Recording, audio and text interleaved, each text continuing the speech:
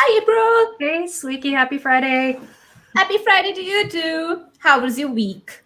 It was great. Okay, so I had a really great time. I had the chance with two other of my fellow cloud advocates here at Microsoft to participate in a hackathon that we did. So it was a 2-day hackathon with a company called Second Harvest in Canada. So they take and organize food donations to people in need. So we were kind of brought in to help them with a hackathon to see how the Power Platform can help kind of streamline some of their processes. So, they had this system that they had built with one of their partners there, Redbit, and so it's a cool system as far as a website for people can go in, log in, and say that I have this donation of food to give, and then they could say that they want to receive it and all of that.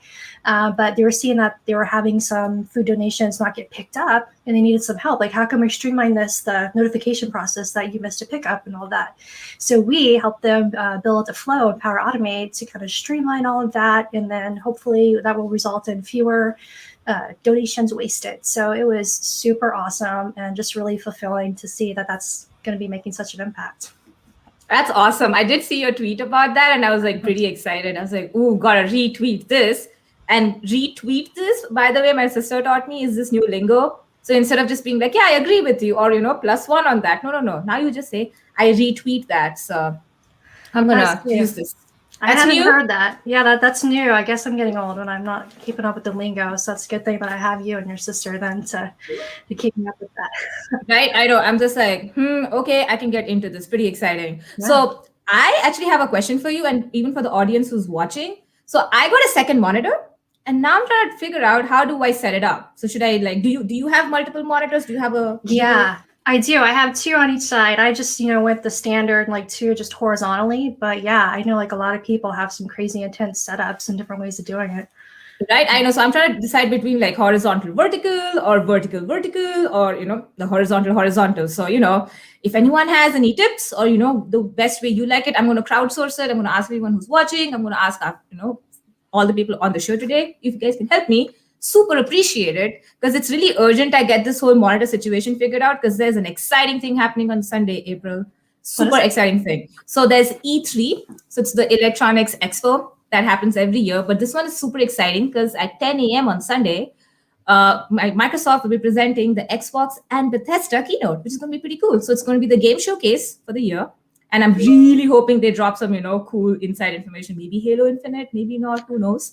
But it should be pretty cool, really exciting because, Satya is so there's a link in the show notes about this interview with Phil Spencer and Satya. And Satya is all about we're going all in on gaming. So it's pretty exciting. So do check out that article. And yeah, I'm very excited for the showcase just to see what new games are coming up. That's cool. I saw that tweet. Yeah. And I know they had that partnership with the Shitty Games. So there should be lots of cool stuff that they're showing. I'm looking forward to that.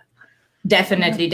And another thing that I am definitely looking forward to is today's show. So do you want me to give you a little sneak peek on what we have coming up? Okay, sweet. So today is pretty exciting. We have a new friend. So we're going to start off with this new segment called Faking DDNS with Pierre. Hey, how you doing? I'm Pierre Roman. I'm a cloud advocate. I deal in the IT and operations audience. So we're going to talk about how we can leverage some tools to get some stuff done. Pretty awesome. And then we're going to have our MVP segment, the MVP Spotlight. We have Glauter and Anna with us today. Hello, world. Today we're going to talk about psychology, mentoring, people, mental health, many things with our MVP, Ana Urrutia from Uruguay. Super cool. And then we have an awesome and inspiring interview with humans in Microsoft, in the Humans with Microsoft segment. I don't want to give that away right now. We'll get to that when we get to that. And back from vacation, we have Diego. Hello, everybody. Awesome. So pretty solid lineup, wouldn't you say, April? Cool. Yeah, I mean, it seems pretty awesome. And of course, Diego with the guitar, can always count on that. Always exciting. Alrighty, so let's get into it. So in our first segment, we have a new friend joining, Pierre, and he's going to be talking to us about faking DDNS. Hello, Pierre. Yes, faking DDNS, which is a bit of a play on... it's an article that I wrote, and Scott last week asked me, he says, hey, you should really come and talk about this. we've all been stuck at home, working from home, and my audience and what I focus on mostly is the hybrid workload. So I have an environment in my home lab with like Azure Stack HCI, some VMs running there. I'm doing a whole lot of stuff that's to simulate that hybrid environment, but I'm going to need to connect to that once we start traveling again. Now we're all getting the shots. So I needed to figure out a way to do this, and my ISP keeps changing my IP address constantly and at random time. Gotcha. So I needed to figure out a way to do it. And of course, I've had people on Reddit and other places say, there's an easy way, it's a one CLI command. Yes. But the way I wanted to do it was to leverage some tools that allowed me to do it effectively and also very securely. So what I'm doing is I'm running a Raspberry Pi, so kind of like an IoT-ish in my home network that monitors my external IP address using PowerShell, because PowerShell runs on Linux. And then when it realizes that my IP address has changed, it sends the notification to an Azure function through a webhook. And the Azure function gets that information securely because we've added the function key to it. So no, not everybody can change my IP address if they feel like it. And then once the function gets it, the function can then change the record in my DNS zone, which is hosted on Azure DNS. I know I could have used other services for that. There are plenty out there that are, some are free, some are paid for, but I'm already managing my zone in Azure DNS. Azure DNS, yeah, and it doesn't support zone transfer or dynamic DNS, which is why I called it faking. DNS. Nice play of words there. That's pretty amazing. And I love how many different technologies have tied in this. We're talking about Raspberry Pi and PowerShell running on it, talking to an Azure function. That is absolutely, that's actually freaking awesome. Can you highlight what are the benefits of using this tool? Well, number one, it's secure. So number two, it's very efficient. So it only runs when my on-site script notices that my IP's changed. It runs very, very quickly. And because it's function, I'm only getting paid. I only pay for the service when it runs. So far, after running it for a few weeks, my cost I'm expecting to cost about 32 to 35 cents a month in compute time. Plus, I don't have to manage, so it's very flexible and it's very lightweight because I don't have to manage a VM. It's running serverless. And I didn't have to learn a new language. I could use PowerShell inside an Azure function. That's pretty impressive. I love it. And especially just 30 cents. Wow, that's awesome. I know. So what are you expecting? What is your outcome? What was your aim in developing this whole tool? What is the one thing that you want to share with everyone? I wanted my audience, so IT and ops audience, to realize, because I've had that conversation at many conferences where I'll say, I'm using VS Code, I'm using serverless, and they say, no, those are developer tools. I'm an IT pro or I'm an ops person. I want everybody to realize that there is no such thing as a dev tool or an IT tool. It's just a tool that we can all leverage in order to get to where we need to go efficiently, without having to relearn everything and to deploy massive systems. Amazing. And where can everyone go to find this tool or learn more about it?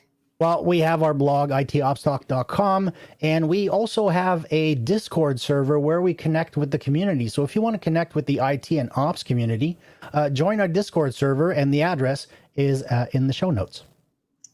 That is super great. Thank you so much for sharing with us, Pierre. I learned something completely new today. April, wasn't that an impressive setup? Yeah, like mind blown. PowerShell, Azure Functions, webhooks, all this stuff, DNS. That's crazy. That's just pretty cool. And I love that too. Like a lot of people using Discord. That's pretty cool for communities. Like I've been thinking about, we need to start one of those for the Power Platform, maybe. So that's cool as well. All right. Well, speaking of cool, now we have our MVP Spotlight segment with Glauter. And this week at Plevia is Anna. How are you guys doing? Hi. Hi, April. Hello, world. So I'm pleased to introduce you. By the way, I'm Glauter Januzzi from Rio, Brazil. And today we have our business app MVP from Montevideo, Uruguay, Ana Inês Urrutia. And Ana, please let us know how can a psychology professional transition to the technology, the career in tech. So you are a psychologist, aren't you? Yes, hello world. I'm a psychologist. I started studying psychology because I wanted to become an HR specialist, because as a psychologist, we can perform some activities in HR departments, and I want to become a part of them. After years working in different HR areas from different companies in diverse industries, I ended up in a Microsoft partner company to cover a 5-month leave, maternity leave as an HR assistant. And in that company, I was able to transition from HR to projects. And I never went back to HR because I fell in love with Dynamics for Human Resources and I started working on that. And that was the start of my career in IT. Inspiring story, Ana. So you are a Microsoft MVP and expert on people. And talking about people, how important is to take care of mental health and interpersonal relationships right now, especially in these pandemic times? Well, I think that relationships is one of the things I miss the most. Last time I had coffee with a colleague was back in March 2020 when the pandemic started. I was stuck in Peru when the pandemic started, unable to travel due to restrictions. So it was a challenge for me to stay connected and find balance. Luckily for me, there was an awesome Microsoft community out there to help me and support me. But regarding to your question, I think people started to value some other elements of life despite work. And luckily, mental health is one of them. We were struggling, all of us, with anxiety or depression or overproductivity and other crazy things that are going on. But I see people finally connecting with stuff that makes them happy, like learning how to cook or writing a book or enjoying family time. I think it's a constant challenge that we're facing all together without previous experience. Awesome. And I'm curious here, with all the background you have in psychology, how people can connect and support each other better and better, Ana? I think mentoring is the way to go. If you're looking for a supportive way where your main topic is you, your development, your wellness, people is out there mentoring, offering mentoring, and doing it just for giving and not expecting anything back. Yeah, awesome. Mentoring is very, very good. It's a very good way to stay connected indeed. I saw your blog post on Microsoft Tech Community when you mentioned about brilliant post, by the way. I recommend all of you to read Ana's post, where you mentioned the hidden power of mentoring. So how important is mentoring to your life and to our life, Ana? Well, mentoring is part of my daily life. April here was able to mentor me, so I'm very, very happy to be here sharing the program with her. But I think mentoring is one of the most important concepts in Microsoft community world. I had a chance to learn from others, and now I'm paying back to mentoring people. Sharing my path may be worth it to someone else, and it may encourage others to start a journey. You never know the impact you can make by simply sharing your story. Yes, and providing your unique point of view. You can learn beyond the concept or the content. You can learn about people and even become friends. Yeah, I'm personally in love with mentoring since a long time in my career, including reverse mentoring is very healthy for us. Another question I'd like to ask you would be, how important would be to be connected in community for those who are not familiar with community, tech or non-tech community? How important is it for a human being to be part of a community, Ana? Well, I think it's very important to belong into communities in so many levels. All of us, we are part of a remote community that is always there to support our path, but also to build bridges and encourage others to reach their full potential. For starters, my recommendation is to find a community nearby where you feel welcome, where you think you can, and when you think you can contribute with your uniqueness. Thank you very much. Amazing, Ana. I would like to reinforce that if you'd like to be familiar with MVP, the community, Microsoft MVP community, just access mvp.microsoft.com and stay tuned with us. So I want to say thank you, Anna. Do you have any final word to the community? Now, thank you very much for having me. So I would like to hand over to April and Wiki on Learn TV Studios. Hey, Swiki, thank you so much, Anna. Swiki, I don't know, have you had experience like mentoring? Like, I don't know about you, but for me, like, I got so much more out of being a mentor than I think even being mentored myself. Like, it's just, like, it's a really cool experience. Yeah, I haven't had a chance to mentor anyone yet, but I have been mentored. I have a couple of mentors, and it is a very fulfilling experience for sure. Yep. Definitely. All right. Well, next up, we have our Humans of Microsoft segment with Lawrence, and I believe he's talking with Cynthia. Hello and welcome back to Humans of Microsoft. This is a segment where I talk to people from all around the world, and they all have one thing in common. They all work for Microsoft. And this week I'm joined by Cynthia. Hello, Cynthia. How are you doing? Hi, I'm good. How are you? I'm very good. Thank you so much. Cynthia, you're a sales specialist and you're based in one of my favorite regions in the whole world, which is Singapore. Yes, yeah. Singapore is a good country. It's a very hot country. Yeah. Very hot and amazing food. So I love going there. Correct. A lot of good food around as well. Yeah. Perfect. Cynthia, let's go straight into the question. What would you say was a pivotal moment, a critical moment in your career? Sure. I started my career in the telecommunication space. So I was selling a lot of internet services and data server hosting. And back then, when I was talking to my customers, I realized the cloud term was frequently being brought out by them. And hence, I took a chance and took a leap into the cloud company. And here am I in the cloud computing space. Oh, that's really interesting. So at some point, you kind of noticed you needed to change your career a little bit, right? Yes, exactly. So it's like a leap, just like this. Yeah.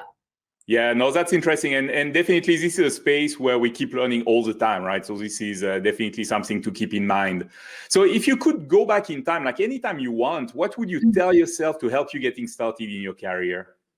To be honest, I'm very envy the kids nowadays because they get exposed to technology at a very young age. So if I really could turn back time, I really hope that I could born at a much later date whereby I'm exposed to more technology, like even coding, so that at least in my tech journey, I could actually accelerate and smoothen my learning curve.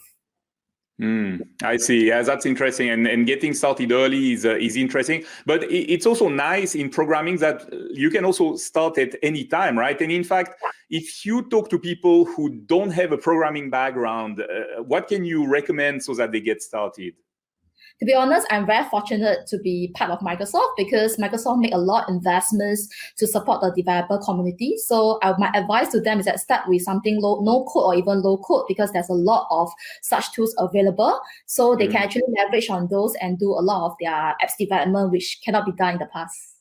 That's interesting. And I really like what you said about the low code and no code because it's an offering which, even if you don't write code, it's still kind of shaping your way to think, right? Into how do I program, right? Yes, exactly. Yeah. Yeah, that's really cool. And if people want to get into the IT space at all, what is the guidance that you would give them? It's a very exciting space, I would say. It will never get bored in your job. It's not like the 9-to-5 job that, you do things on a routine basis. Technology is ever changing and every other day there's always a new thing for you to learn. And you'll be amazed on how technologies evolve and your imagination is the limit. That's very cool. And so in the no code or low code space, do we have a recommendation? Yeah, sure. I mean, started with the tools and build something of your dream, like some application that you feel that you want to build, like for example, a shopping apps, or e-commerce apps. So you can start from there. Very interesting. And so, for example, Power App is a good way to get started, right? Yes, exactly. Yeah. Very interesting. All right. And what is one more thing you want to tell our viewers, maybe to inspire them? To be honest, I didn't start with a tech background because I graduated with a business management. So my advice to the viewer is that if you really have the passion for technology, it's never too late to make the switch. As long as you are bold enough, yes, come join us. And it's quite important to tell them that even if you don't have a technical background, even if you don't have a degree in computer science, it's fine, right? We have tons of people at Microsoft who never learn computer science at all, and yet they are still coding, right? Yes, exactly. So this is the beauty of technology. Yeah, it's quite a fascinating area, in fact. Well, it was very good to hear from you and to hear this refreshing take on IT and on the programming space. Thank you so much, Cynthia, for taking the time to talk to us. And to all the viewers, thank you so much for watching, and we'll see you next time on Humans of Microsoft. Thank you, Cynthia. Yes, thank you. Take care.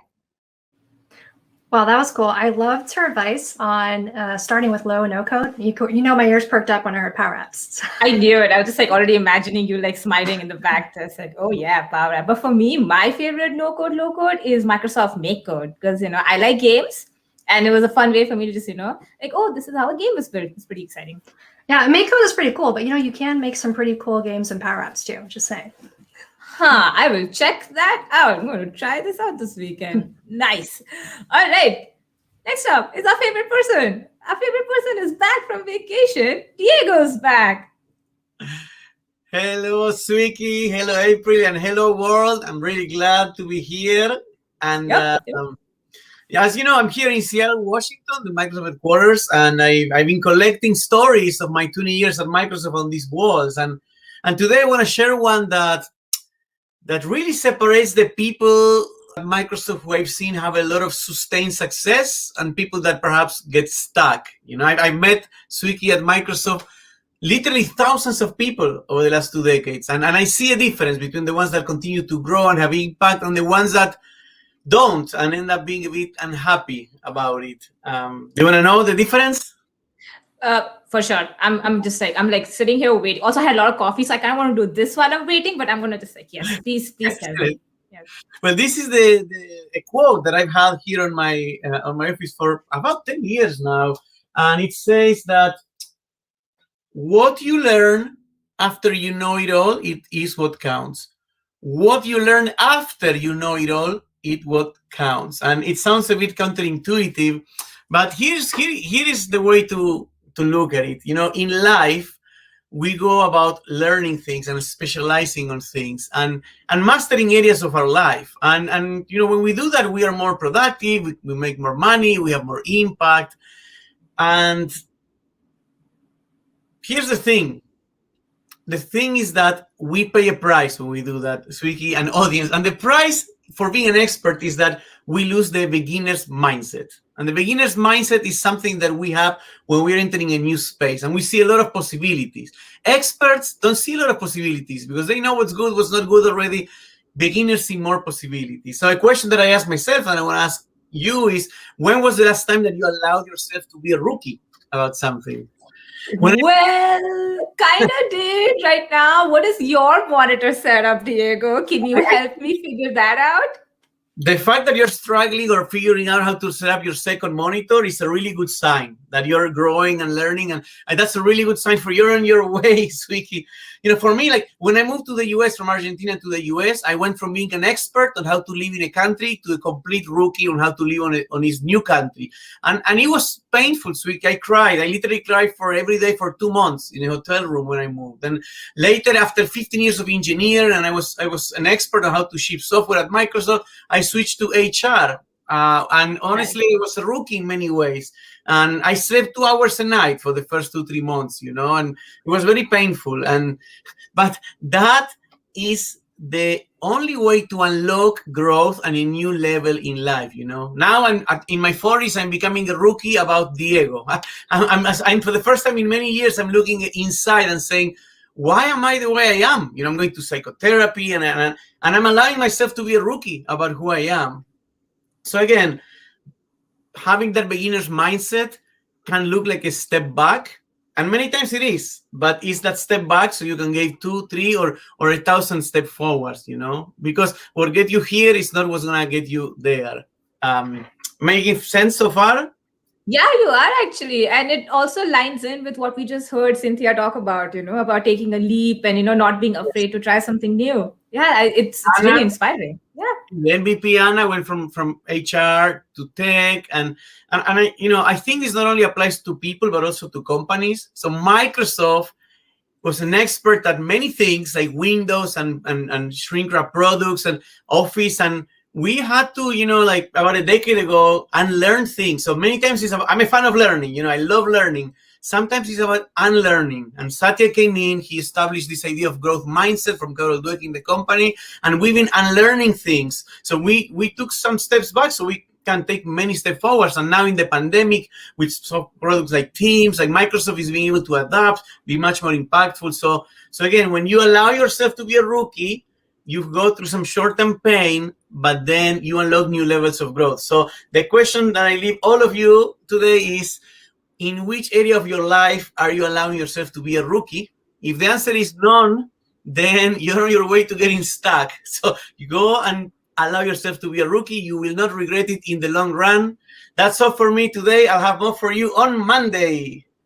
Awesome. That was an awesome tip from Diego. Hey, April, what do you think? I think it was pretty inspiring. Yeah, definitely. I mean, I think if you become an expert in something and you can get complacent maybe, but when you're new to something, you're trying to prove yourself and learn. So that's really great advice. Don't lose that mindset there. Yeah. 100%. Yeah. Cool. Well, it's been a great show. So what do you think, Swiki? Should we bring back all of our guests that we've had? Yeah, why don't you bring back the guests, and I'm gonna go take a look at the chat while you do that. See if anybody has fixed my monitor issue for me. Yes, yeah, we need that feedback. So let's bring back Pierre. Pierre, do you see any links or things that you want to share with the audience? Keep connecting with the community. Keep mentoring the new people and learning from them as well. And connect with us on Discord and learn more on Learn. I have just quickly to interrupt. I see a question from Robert about if there's a GitHub to get the code. Could you just remind everyone where they can get access to the tool again? Well, the code is in the blog on itopstalk.com. However, Robert just made me think that GitHub is a great developer tool that can be leveraged for IT. So I'm going to put it in a GitHub repo. Awesome. And let's see, Anna and Glauter, great having you on. Love your story, Anna. Any calls to action for the audience here? Feel free to reach out when I code Donna. So do the thing, and yeah, stay connected. That's my goodbye message. Yeah, don't feel yourself like you are alone in the world. So get together, get connected, share your experience. We have every day an opportunity to learn something new with being humble and being connected with your others. So mentor people and try to find a mentor for you as well. Bye-bye. Yes, mentorship. And I love that you quoted Donna, Anna. That's awesome. Do the thing.